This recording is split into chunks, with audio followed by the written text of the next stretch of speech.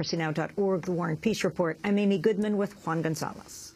We turn now to Honduras. The U.S. Drug Enforcement Agency has confirmed its agents were on board a U.S.-owned helicopter with Honduran police officers when 4 people were shot and killed on a boat earlier this week. 2 of the victims were said to be pregnant women. Officials from both countries say Honduran officials carried out the shooting after the helicopter was shot at first. This is State Department spokesperson Victoria Nuland at a press briefing Thursday.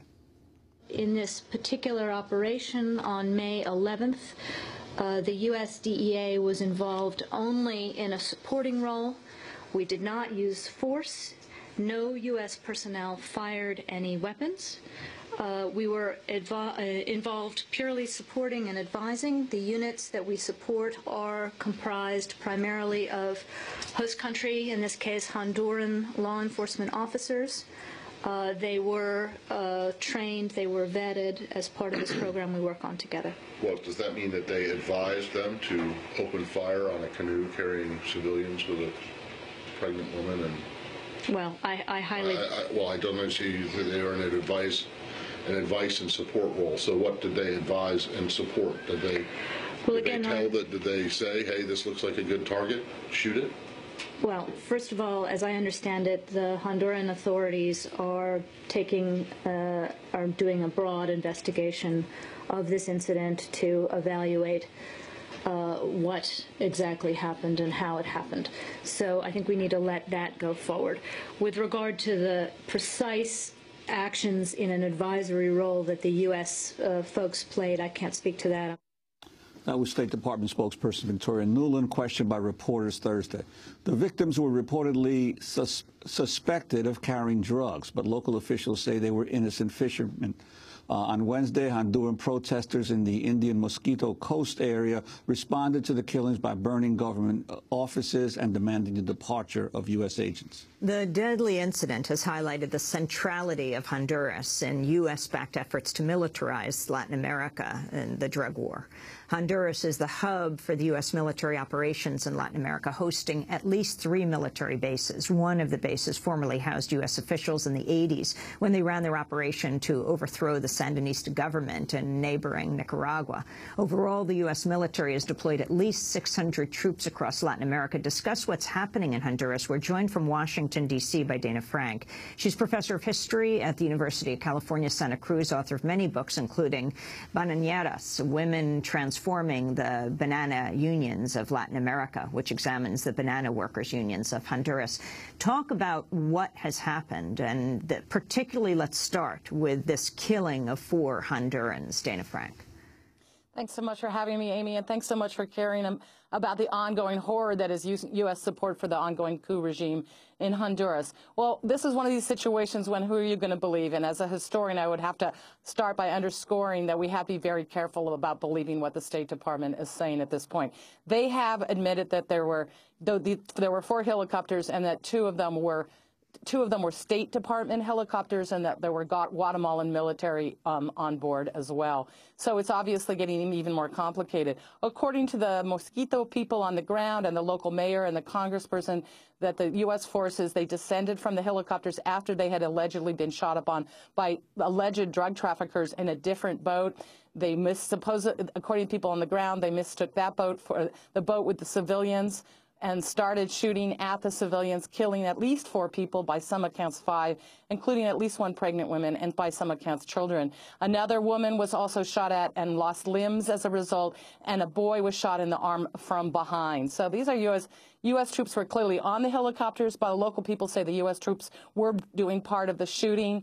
And so, and meanwhile, the Honduran government, I do want to underscore, the week before, the day after it happened, they reported that it was drug traffickers that had been killed. And only after the civilians came forward very bravely and said, wait a minute, we're not drug traffickers, we're local people, in fact, terrified of the drug traffickers. And only thanks to AP do we even have it crossing over into the U.S. press that there was U.S. DEA agent involvement in the helicopters and on the ground. Well, Dana Frank, Honduras is the second most poorest country in the Western Hemisphere after Haiti. How do you, now suddenly we're being told that it has become the major transshipment point for drugs into Mexico and the United States. Could you, this is a recent phenomenon. Could you talk about this, what's happening with the drug war in Honduras in the context of the political troubles and the coup that occurred in Honduras a few years back? Well, you know, there's been drug trafficking in Honduras for a long, long time, but it was the 2009 coup. We're coming up on the third anniversary on June 28th. It was the 2009 coup that opened the door for this kind of massive drug trafficking. And, you know, and it's really important to know that the drug trafficking is interlaced with the post-coup government of Porfirio Pepe Lobo from top to bottom. Even the Minister of Defense has talked about the so-called narco Congress people, the narco judges. It's a totally corrupt regime from top to bottom. The police regularly kill people, and they have admitted that themselves. At least 300 people have been killed by state security forces since the Lobo came into office a little over 2 years ago, and none of these people have been prosecuted. There are at least 10,000 denunciations of human rights abuses by state security forces. And that even the government itself admits that no one has been prosecuted for that. So this incident is happening in the context of U.S. ongoing support and even celebration of that regime, and welcoming Lobo to the White House as recently as 2 weeks ago. In October, he was certainly in D.C. talking to the U.S. government 2 weeks ago. So here what's going on is we have this tremendously corrupt government that's killing its own people. And the U.S. is pouring more and more money into it as we speak. The U.S. has just recently tried to double the key piece of the funding for the U.S. Honduran military and police. And Biden was recently down there promising $107 million more. We're increasing the funding and for the U.S. Air Force Base at Soto Cano and making the barracks there permanent for the first time. Excuse me. Professor Frank, before we get to the end, because we have less than a minute, I wanted to ask you about the slaying of Alfredo Villatoro, just the latest journalist to have been murdered in Tegucigalpa, his body found nearly a week after he had been kidnapped. Yeah, I just want to say that it's the drug war that's being used as a pretext for U.S. support for this regime. Villatoro was found assassinated on Wednesday. His dead body, he was kidnapped a week before. A very prominent radio journalist, and equally important, Eric Martinez, a very prominent LGBT activist, was found dead 2 days before. There's a tremendous wave of escalating repression going on, and also very terrifying death threats, very sexualized death threats by a paramilitary group called the CAM against women human rights defenders in Tegucigalpa. The U.S. Embassy has specifically said we are not asking the Lobo government to investigate the CAM militaries, and I queried about that yesterday, and they did not say anything about they did not deny their original statement saying we're not asking them to investigate the paramilitaries. Very alarming to see these pieces in the Times on May 5th. Lessons of Iraq help U.S. fight a drug war in Honduras, but we're going to leave that for another day. Professor Dana Frank, I want to thank you for being with us, Professor of History, University of California, Santa Cruz. That does it for today's broadcast. On Monday, we'll be broadcasting from Chicago, covering the NATO protests.